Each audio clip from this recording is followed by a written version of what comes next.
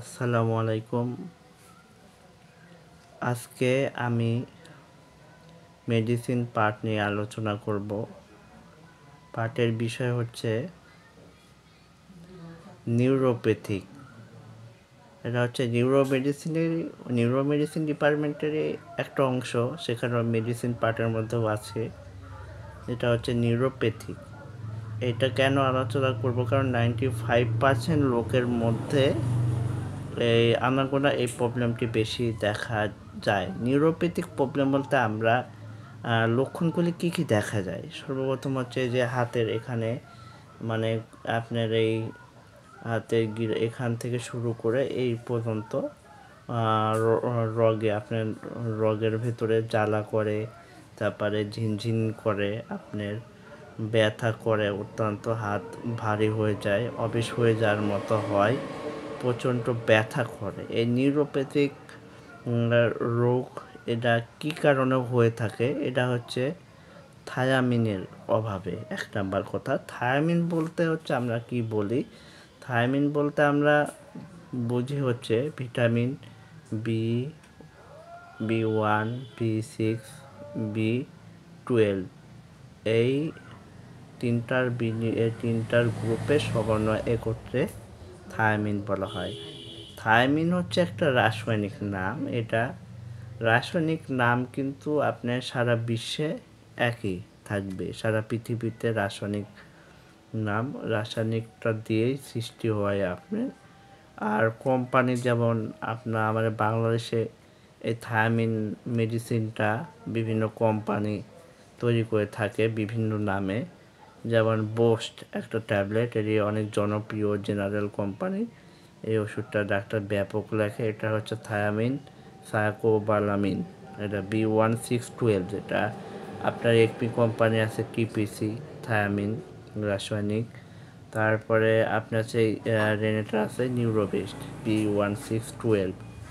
অনেক কিছু কিছু মেডিসিনে B1612 লেখা আছে সরাসরি, আবার কিছু কিছু মেডিসিনে আছে হচ্ছে থায়ামিন সাইকোপোবালামিন সরাসরি আছে। যখন হচ্ছে নিউরোপ্যাথিকের প্রবলেমটা শুরু হয়ে যায়, নিউরোপ্যাথিক প্রবলেম বেশিরভাগ জাগ্রত হচ্ছে রাতে। বিশেষ করে রাত যত গভীর হয়, এই নিউরোপ্যাথিক প্রবলেমটা এটা হচ্ছে আস্তে আস্তে আস্তে আস্তে এটা বৃদ্ধি হতে থাকে জিনিসটা।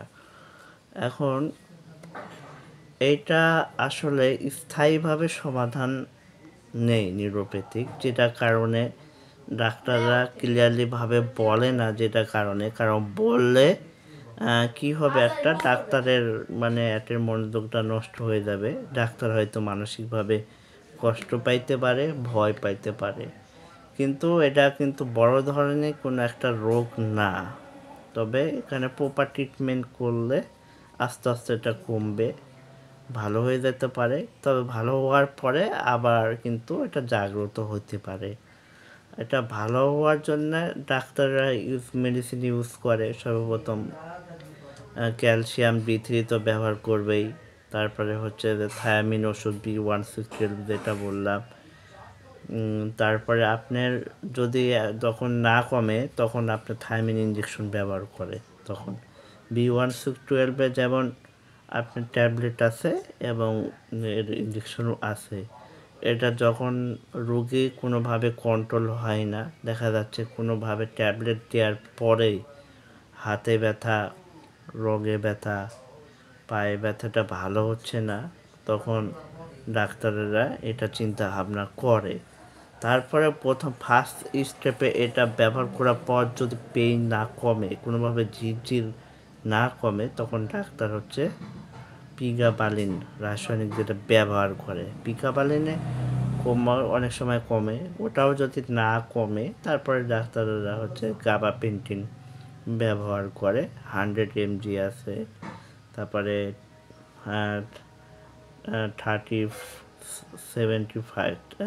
3075 মিলিগ্রাম আছে।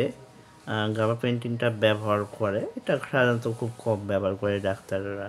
তবে নিউরোপ্যাথিক রোগটা বেড়ে গেলে ব্লাডের ESR ইউরিক অ্যাসিড বেড়ে যায়, তখন ডাক্তাররা যখনই ভাবে যে ইউরিক অ্যাসিডটা দেখি লেভেল কত, যেহেতু ব্যথাটা কমতেছে বাড়তেছে নিউরোপ্যাথিক প্রবলেম, তখন ডাক্তাররা ইএসআর ইউরিক অ্যাসিড এগুলো ডাক্তাররা হচ্ছে টেস্ট করার পর সেই ফলাফলের অনুযায়ী এই ওষুধগুলো মেডিসিনগুলো ইউজ করে।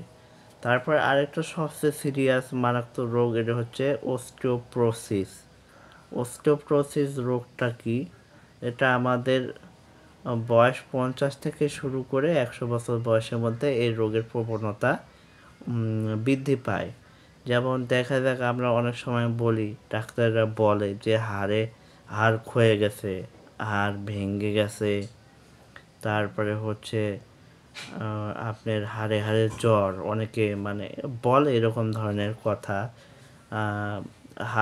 হাড়ে ক্ষয় কখন হয়, এটাও অনেক সময় দেখা যাক, বেশিরভাগ কিন্তু ডায়াবেটিসের রুগীদের ক্ষেত্রে হাড় ক্ষয়ে যাওয়ার সম্ভাবনা বেশি থাকে। কারণ কি, ডায়াবেটিস রোগীদের কিন্তু ক্যালসিয়ামের লেভেল অত্যন্ত কমে যায়, কারণ গ্লুকোজ তৈরি করতে পারে না, সেই কারণে ক্যালসিয়ামের পরিমাণটা অনেক কমে যায়, যেটার কারণে। আর ক্যালসিয়াম কমতে থাকলে হাত পায়ে প্রচণ্ড ব্যথা হয়ে যায়, হাত পা ভারী হয়ে যায়, এরকম ধরনের সমস্যা ঘটতে থাকে।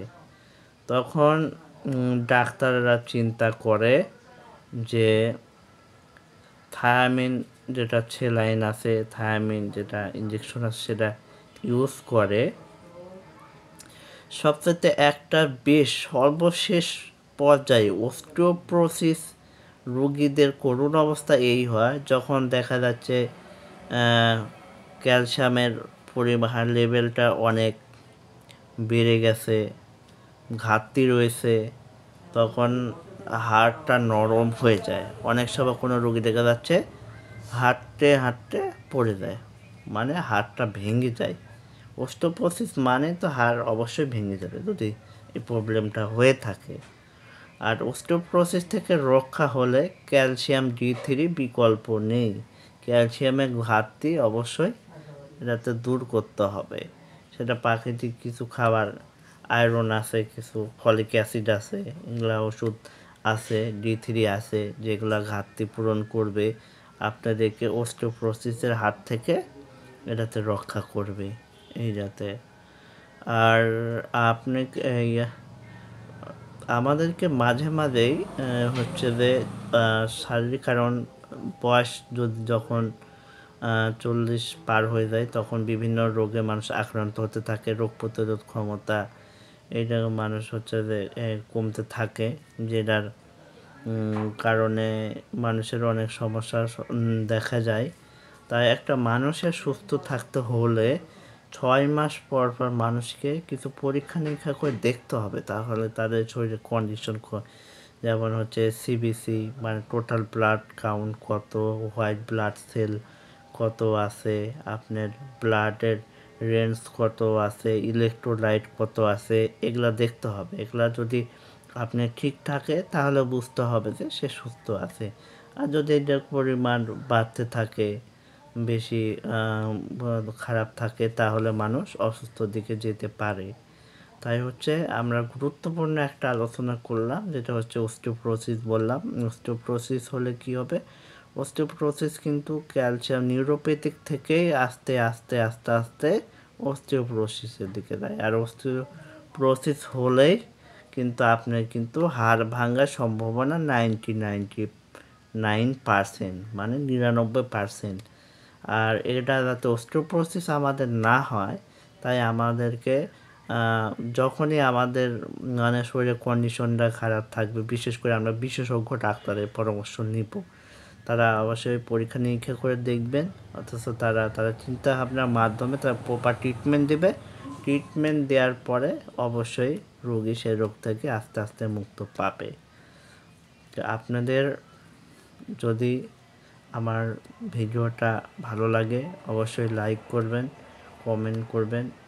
আর যদি শারীরিক কোনো সমস্যা থাকে, পার্সোনাল কোনো শারীরিক সমস্যা থাকে, আপনি আমাকে পার্সোনাল মেসেজ দিতে পারেন। আমি আমার জানার মতে সেটা উত্তর দেওয়ার চেষ্টা করব, বা আমি যেটা না জানি সেটা আমার যারা শিক্ষক আছে বা যেসব আমার ট্রেনার বড় ডাক্তার আছে তাদের কাছে আমি শিখছি। আমি প্রায় 2017 সাল থেকে 24 সাল পর্যন্ত আমি দীর্ঘদিন মেডিসিন স্পেশালিস্টের সাথে আমি থাকছি। আমি ডিপ্লোমা কোর্স করছি। আমি ডিপ্লোমা মেন্টাল হেলথের উপর ডিপ্লোমা কিছুদিন আগে শেষ করলাম। আশা করা যায় আর গাইনি অফসের পাঠও শুরু করেছি ইনশাল্লাহ। অচিরেও ওটা শেষ করব, আপনারা যদি দোয়া করেন। আপনাদেরকে অবশ্যই আমি আপনাদের সুস্থ থাকার জন্য আমি পরামর্শ দেওয়ার চেষ্টা করব। সেই অনুযায়ী আপনারা যদি মেনে চলেন ইনশাল্লাহ আপনারা ভালো থাকতে পারবেন। আমিও মানার চেষ্টা করব ইনশাল্লাহ। আমার জন্য দোয়া করবেন। আসসালামু আলাইকুম।